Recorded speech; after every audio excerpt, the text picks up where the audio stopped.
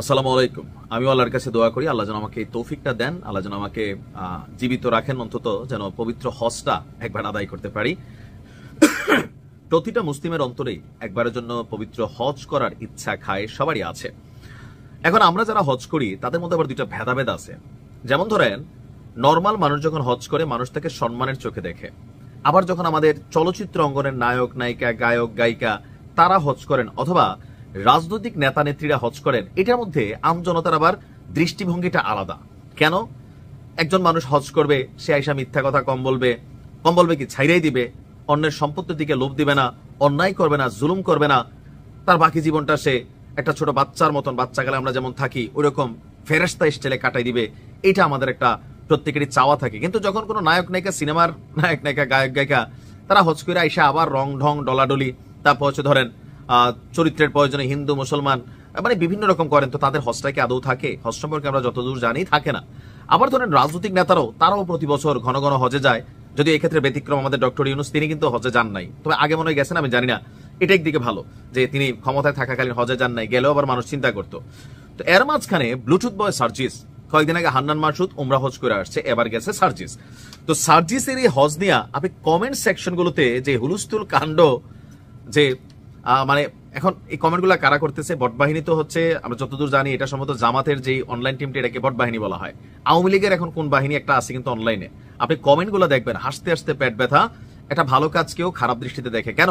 দুইটাই কারণের মধ্যে একটা হচ্ছে, প্রথমত যারা কমেন্টকারী ম্যাক্সিমাম হচ্ছে আওয়ামী লীগ, আবার বিএনপিও আছে। এখন যৌথভাবে তারা অনলাইনে আক্রমণ করে এনসিপির। এর পাশাপাশি সার্জিস যে পলিটিশিয়ান, এই যে বঙ্গবন্ধু নিয়ে ফেনাটানা ফালাই দিল, এখন আবার বঙ্গবন্ধু নিয়ে কত কথা বলে। তো এই যে ধরেন দ্বিচারিতা, এগুলোর কারণে মানুষ মনে মনে নানান ধরনের মন্তব্য করছে। কিছু হাস্যকর কমেন্ট আছে, সেটা পড়ার আগে আমি দেখি সে কখন গেল। জাতীয় নাগরিক পার্টির মুখ্য সংগঠক সার্জিস আলম পবিত্র উমরা পালন করতে সৌদি আরবে গেছেন, আর গণমাধ্যমকে এটা নিশ্চিত করেছেন তার সফর সঙ্গী মুফতি ওমর ফারুক। গেল 6 নভেম্বর উমরা পালনের উদ্দেশ্যে বাংলাদেশ ত্যাগ করেছে সার্জিস, আর 3 দিন অবস্থান করে উমরা পালন শেষে তিনি মিশরে যাবেন। তো কেন গেছেন? প্রকৃত কারণ হচ্ছে আল্লাহর সন্তুষ্টি অর্জন এবং আত্মিক প্রশান্তির উদ্দেশ্যে। আসলে কিন্তু আমরা সবাই এই কারণে হজে যাই, আর তারা দোয়া চেয়েছেন। কিন্তু কমেন্টে বাঙালি কি কিতে করতেছে আপনি দেখেন। আমি সময়ের কণ্ঠস্বর সহ আরো বেশ কয়েকটা গণমাধ্যম ঘাটলাম। হালাল টাকা ছাড়া হজ কবুল হয় না, তবে শাহরুখ খান স্টাইলে হজ করলে ভিন্ন কথা। তারপরে মিস্টার সিম্পল পারসন লিখছেন কার টাকায়। হান্নান ভাই লিখছেন ভালোই হলো সুযোগের সদ্ব্যবহার। তারপর এখানে মানে বিভিন্ন মিশ্র। কেউ বলছেন যে খবরটা শুনে ভালো লাগলো, তবে আগে ট্রেনের টিকিটের টাকা ছিল না, এখন এত টাকা পায় কোথায় বাটপারের দল। মোহাম্মদ ফরহাদ মোল্লা ভাই লিখছেন।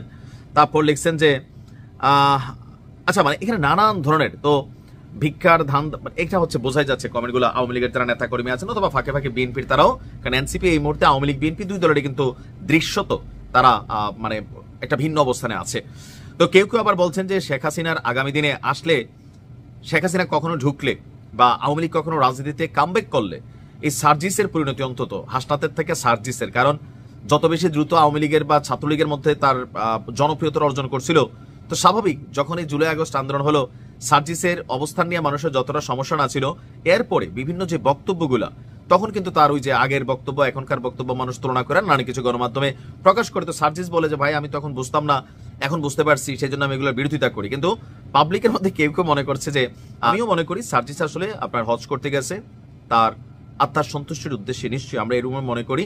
তবে যেহেতু সার্জিস পলিটিশিয়ান, ওই যে আমাদের যে একটা প্রারম্ভিক চিন্তা যে বাংলাদেশের রাজনীতিবিদরা যখন হজে যায় আর চলচ্চিত্র অঙ্গনের তারা যখন হজে যায়, এদের ভাই মনে মনে অন্য চিন্তা থাকে। কেউ এমপি প্রার্থী হওয়ার চিন্তা করেন, এখানে গিয়ে আল্লাহর কাছে চান, তো চাইতে তো সমস্যা নেই, সবাই চাইতে পারে। তারপর পরিবারের জন্য চান, নিজের নিরাপত্তা চান, হায়াতে তাইয়েবা দান করুক আল্লাহ, এটাও চান, অনেক কিছু চাইতে পারে। আল্লাহর কাছে চাইতে সমস্যা নেই, কবুলের মালিক আল্লাহ। তো আমরা আশা করবো সার্জিস আমাদের জন্য দোয়া করবে, বাংলাদেশের জন্য দোয়া করবে, যেন একটা সুখী সমৃদ্ধ রাষ্ট্র হইতে পারে বাংলাদেশ। ভালো থাকুন।